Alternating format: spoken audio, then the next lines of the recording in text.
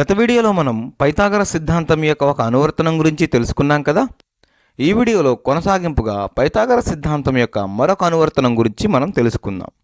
అందుకే దీనిని పైథాగరస్ సిద్ధాంతం అనువర్తనం భాగం 2గా చెప్పబోతున్నాం. చూడండి, మనం తెలుసుకోబోయే మరొక అనువర్తనం ఏమిటో పైథాగరస్ సిద్ధాంతం గురించి. మనకు అనువర్తనం అంటే ఏమిటో ముందు వీడియోలో చర్చించి ఉన్నాం కదా. మన పైథాగరస్ సిద్ధాంతాన్ని దైనందిక జీవితంలో ఏదైనా ఒక సమస్యను సాధించడానికి ఎలా ఉపయోగించబోతున్నామో దానినే పైథాగరస్ సిద్ధాంతం అనువర్తనం అని చెప్పవచ్చు. చూడండి, చేపల వేటకు ఉపయోగించే ఒక పడవ యొక్క తెరచాప స్తంభం పడవ యొక్క డెక్కి తాడు ద్వారా కట్టబడి ఉంది.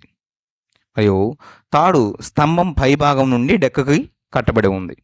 మీరు గమనించినట్లయితే ఈ తెరచాపకు వాడే స్తంభాన్ని ఇంగ్లీష్లో మాస్ట్ అని పిలుస్తారు.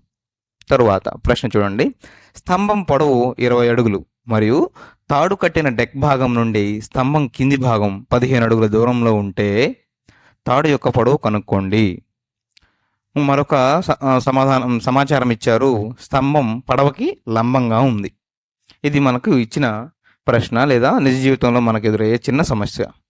మనం దీనిని పైథాగరస్ సిద్ధాంతాన్ని ఉపయోగించి తెలుసుకోబోతున్నాం సమాధానం ఏమిటో.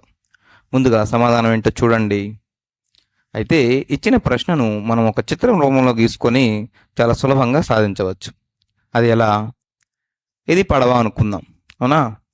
ఈ పడవకు సహజంగానే ముందుకి వెనక్కి వెళ్ళాలి అంటే సముద్రం పైన కావచ్చు, నీళ్లలో ఏం చేస్తారంటే ఒక తెరచాప కడతారు గాలికి అనుగుణంగా వెళ్ళడానికి. ఆ తెరచాప నిలబడాలంటే ఒక స్తంభం కావాలి. ఇలా ఇది స్తంభం. ఈ స్తంభం పొడవు ఎంత ఉందండి? 20 అడుగులు ఉంది, అవునా? అయితే ఈ స్తంభం అంత ఎత్తుంది కదా, పడవని అటువైపు ఇటువైపు కదిలించి స్థిరంగా ఉండలేదు. దాని స్థిరత్వం కోసం తాడుని ఇలా కడతారు. ఇదవుతుందా? ఇది తాడు. అయితే ఈ తాడు ఎంత పొడవు ఉందో మనకు తెలియదు. కానీ తాడు ఎక్కడ కట్టారు? పడవకి డెక్ భాగంలో కట్టారు కదా. మరొక వైపు ఏమో స్తంభం పై భాగంలో కట్టారు. ఈ డెక్ భాగం నుంచి అంటే తాడు కట్టిన భాగం నుంచి స్తంభం అడుగు భాగం వైపు కనుక మీరు గమనించినట్లయితే ఎన్ని అడుగుల దూరం ఉందంటే 15 అడుగుల దూరం ఉంది.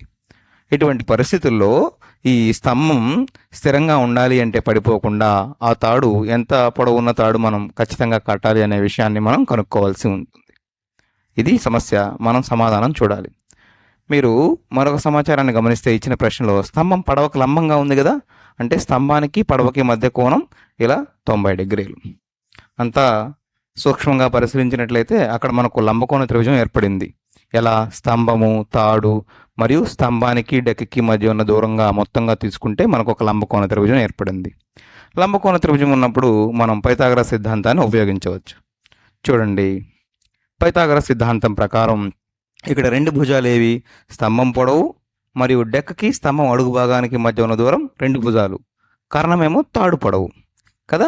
మరి సూత్రం ఎలా చేయవచ్చా? మనం భుజాల పొడవులను విడివిడిగా వర్గం చేసి కర్ణం పొడవుకు సమానం చేయవలసి ఉంటుంది. క్షమించండి, కర్ణానికి వర్గం చేసి సమానం చేయాలి కదా. ఇక్కడ కర్ణము పొడవు x, ఎందుకంటే తాడు పొడవు మనకు తెలియదు కాబట్టి. చూడండి, 15 స్క్వేర్ అంటే ఎంత? 225. ఈ 15 అంటే ఏంటి? డెక్ నుంచి స్తంభం అడుగు భాగానికి. అదేవిధంగా స్తంభం పొడవు ఎంత? 20 కదా.